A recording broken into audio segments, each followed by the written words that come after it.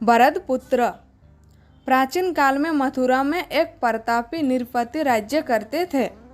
उनका नाम सूरसेन था। वे भगवान श्री कृष्ण के पिता वसुदेव के पिता था।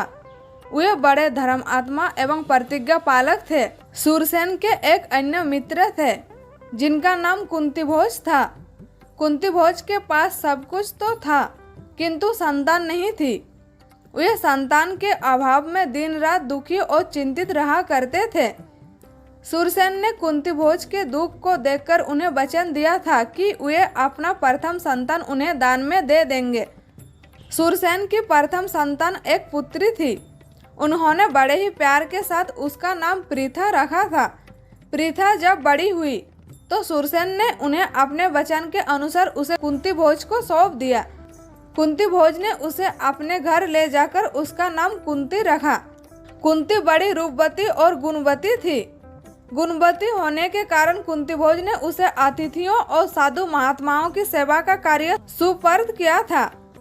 वह बड़े ही मनोयोग के साथ इस कार्य को पूर्ण किया करती थी। एक बार कुंतीभोज के घर दुर्वासा जी का आगमन हुआ। वे कई दिनों तक कुंतीभोज के घर उसके अतिथि के रूप में रहे। उनकी भी सेवा कुंती ही किया करती थी। कुंती की सेवा और उसके विनीत व्यवहार ने दुर्वासा के मन को जीत लिया। वे जब जाने लगे तो उन्होंने कुंती को अपने पास बुलाकर कहा, पुत्री, मैं तुम्हारी सेवा से प्रसन्न हूँ। मैं तुम्हें एक मंत्र दे रहा हूँ। तुम इस मंत्र को पढ़कर किसी भी देवता को अपने पास बुला सकती हो और मनचाहा वरदान प्राप्त कर सकती हो। दुर्वासा कुंती को मंत्र देकर चले गए। प्रभात के पश्चात का समय था। सूर्योदय हो चुका था। आकाश में पक्षी उड़ रहे थे। कुंती राजकीय उद्यान में एक शिलाखंड में बैठी हुई थी।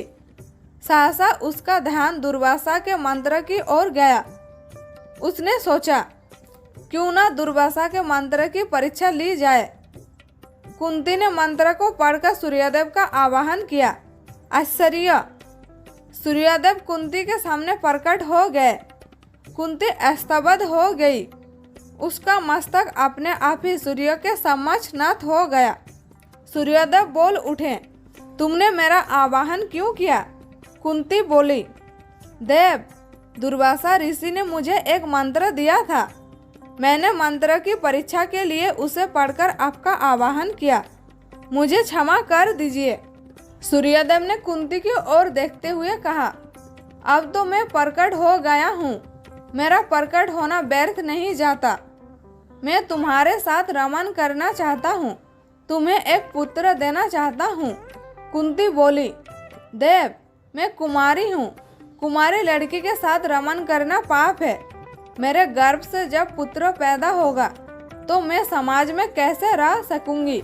सूर्यदेव बोले, तुम चिंता मत करो। मेरे समागम से तुम्हारा कौमार्य नष्ट नहीं होगा। पुत्र पैदा होने पर भी तुम्हारा कौमार्य बना रहेगा। गर्भ की स्थिति में भी पता नहीं चल सकेगा कि तुम गर्भवती हो। इसी प्रकार जब सूर्यदेव ने कुंती को सांत्वना प्रदान की तो वहां उनके साथ समागम के लिए उद्यत हो गई। परिणाम, सूर्यदेव ने कुंती के साथ रमन किया। कुंती गर्भवती हो गई।